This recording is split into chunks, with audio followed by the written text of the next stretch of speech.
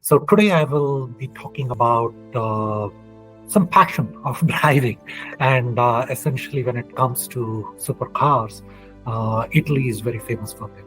So I'll be talking a little bit about Lamborghini and how I bought my Lamborghini and what steps did I go through. So let's get started. So the passion with cars, essentially, my dad was an automobile engineer, and our home in India had a carpet. So worked on entire car engines, like sort of disassembling and putting them together. So cylinders and pistons and axles and underlying armpits of the car, or anything that we parked on the carpet, we could just step down, go through and see what was happening in the chassis. Sometimes it's not so wonderful to see the underneath because you have driven in a lot of places. But we used to clean it and then observe some of the cars that were above the carpet. So here is where I think I learned about one of the life lessons, and I could correlate it later on in my life though. So I observed like how the cylinders and the pistons could operate outside of the car. We used to remove it and then put a different car engine, for example, in an ambassador car like this is India, where these cars used to be widely available and for cheap, and you could get like a Mercedes Benz kind of car engine which has gone over 200,000 miles and kind of sent to scrap, but the engine is preserved, so you could replace that engine into like one of the Indian cars. So I've done that, and essentially this allowed me to work also on the Vauxhall 14.6 antique cars. We have two cars which are still there. I still own them back in India, and they're from the 1940s England cars, and essentially there is 100+ year old ancestral property that we own, and they are sitting in the garage there, the cars. So the passion with driving started when I started driving around the age of 14 in India. And in India, there is no license concept and this was the 1980s, early 1980s. So driving the long distance of 300 to 350 kilometers. So for people from India and relating back to the 1980s, you can see like how 300 kilometers would look like.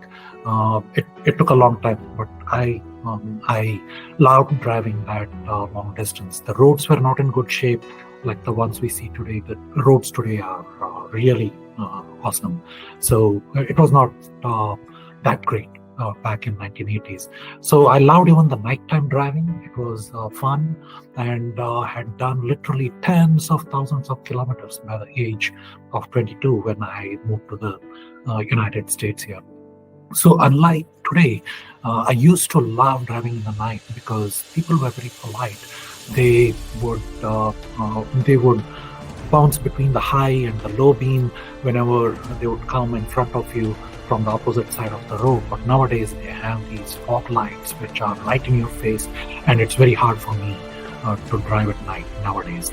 And I would never do that in India. Although I do drive like my SUV, Renault SUV, whenever I'm in India, but I don't like driving in India at night anymore.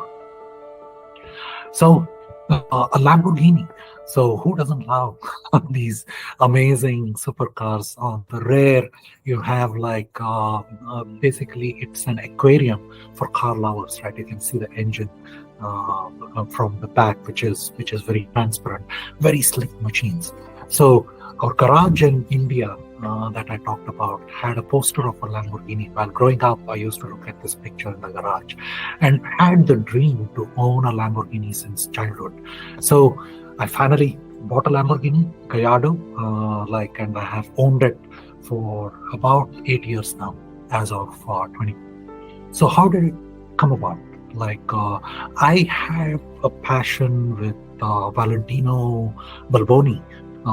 And this is basically, besides Ferruccio Lamborghini, this is another name that stands out when the history of Lamborghini gets written. And he's closely associated with the Lamborghini Gallardo. He was a test driver, and he started working at Lamborghini in 1968. After completing his mechanic school, he began working as a mechanic apprentice, and he was helping mechanics and learning the tricks of the trade. And personally, for me, Valentino is a legend. Of course, Ferruccio Lamborghini is also a legend, but personally for me, Valentino Balboni is a legend. And because he's a test driver, and that's him with the Lambo. And basically, he was a test driver for Gallardos. And this is my Lambo with an interior of yellow and the exterior of yellow as well. So I love yellow, and I was on the lookout for the yellow color, and especially a yellow interior as well. So that's why it's my favorite Lambo. Somebody else may have a different taste. They may like black Lambos or the lemon green Lambos. Those are very popular. So, but mine is and this is me, like the handsome and the beauty. The handsome is me on the left-hand side with my Lambo just in front of my home on the road, and the beauty is my wife. I've been married to her for 28 years, and although she doesn't like driving the Lamborghini, she always allows me to drive, and I'm happy with that. That I would drive her around anywhere in my Lamborghini. So the purchase story of the Lamborghini itself. I bought my Lambo at Newport Beach in Southern California at a dealership. So it just came about I was looking for an interior of yellow and an exterior of yellow as well. And it just happened on a Sunday evening, I spotted this yellow Lambo with the interior of yellow put on sale. And it was at a Newport dealership in Southern California. And exactly what I was looking for all these years. I messaged the dealership on Sunday evening, and promptly the salesperson messaged me back saying that the Lambo was still available.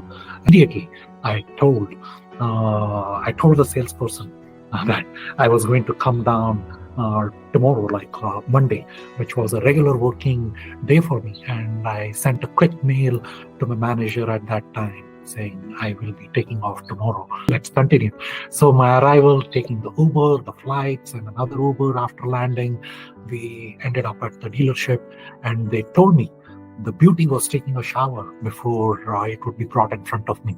So I waited in the lobby of the dealership, and after maybe 15-20 minutes, I heard a rumbling sound, and I knew that was the Lambo essentially rolling in front of the porch of the dealership, and such a wonderful sound to hear. So, and I did the test drive and was ready to commit and purchase. So now came the steps for the payment, right?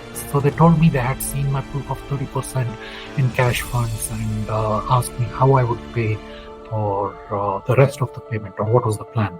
Just for curiosity's sake, right? I asked the salesperson about the different options.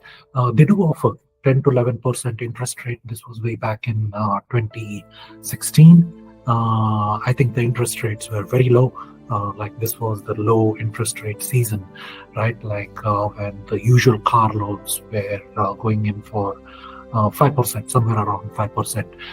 Very low interest season, right? Around that time. But if you want to buy a supercar, usually it will cost 5 to 6% higher than the regular car loans. And so let's continue. The payment I had to do in full, right? So I requested the car salesperson to drive me to Chase Premier Client Branch. And when you have the dream of purchasing something like a supercar, there should be an integral plan that you have. So I had my plan, and there was cash sitting in my account, something in the order of $300,000. And essentially, when you go and tell the bank that I want majority of this fund, sitting in cash for a long time, I want to withdraw it, and withdraw it from a branch which is not your home branch office, so the bank doesn't trust you. So they took a lot of time to verify things and call my local bank office here in El Dorado Hills. And finally, the demand draft was ready, and the bank confirmed and provided me the demand draft, which I handed over to the salesperson. So now my entire cash reserves were depleted, but I was happy. But it's not the end of the story just with the payment. So the car insurance, I own a BMW and Audi as my other cars. So have been with Progressive since 1994. So that makes it roughly about 30 years. So trying to add a Lambo to the policy is not an easy 1 or 2 hour thing. So you have provided the payment, and now they want to see your insurance policy and that the Lambo is covered before they let you roll out of the dealership. So essentially, I was calling up Progressive, and I tried to add online, and of course, Progressive said they need more time to review. They wouldn't provide me with the policy at that time. So I was denied immediate issuance or a Lambo edition into my policy. So I asked the dealership to get me an insurance from one of their agents, and they do have a lot of them available around here. I took the cheapest one, which was about $750 a month. So there were other policies they were offering around in the dealership, which ranged from $750 all the way to $1,200 a month in terms of covering a Lambo. And this is true for any supercar, be it a Ferrari or any other supercar for that matter. So still not the end of story. So now the time was around 7 p.m. We had arrived at the dealership around 1 o'clock and test driven and done all the things, and finally got the insurance. It was 7 p.m. in Newport Beach. So the dealership guys were thinking I will stay here in Newport Beach. So they booked me a nice dinner at an Italian restaurant, and also booked me a stay in Newport Beach, which were all complimentary.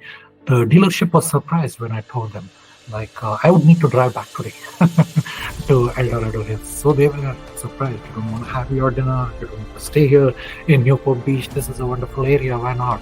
So as I told you, it was my working day, and I told my manager that I would be 1 day of vacation. So I had to drive back today. So starts the drive back, essentially from SoCal to EDH.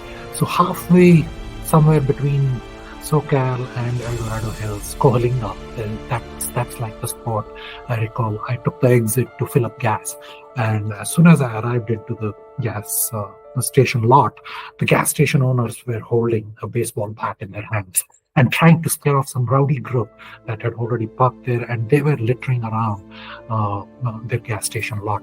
So these guys were ready to fight them. So I immediately rolled back onto the road to the exit, and then went and filled the gas at the next available exit, or a few exits more. My heart was pounding. What would happen to my Lambo? And I had to get out of there. So finally reached home around 2:30 a.m. in the morning. A little bit about the drive itself, right? So coming on I-5, I was doing 80 miles an hour, so not planning to speed and get a ticket in my brand new car, right? So I was doing 80 miles an hour. So when you're coming on I-5, people are doing 90, 95, right? And I used to see them come fast in my rearview mirror, and suddenly they would slow by your side, trying to record a Lambo on the road. Right, so those are some interesting things, and it still happens. People start to drive next to me on the road, and they try to do a video on their smartphone. Especially the kids are very interested in doing that. And I think the drive of a Lambo is for the name of the Lambos. Gallardo itself came from one of the 5 Spanish bull castes, right? Like Sodas, all the other names, they are named after a bull or a bull breed. Like, for example, Aventador, it was a famous bull that fought in 1993. and Huracan, which is like the model trending around this time. It was named for a famous bull that fought in 1879. So all of these names have been named after a bull. Miura, for example, as well, Spanish flag.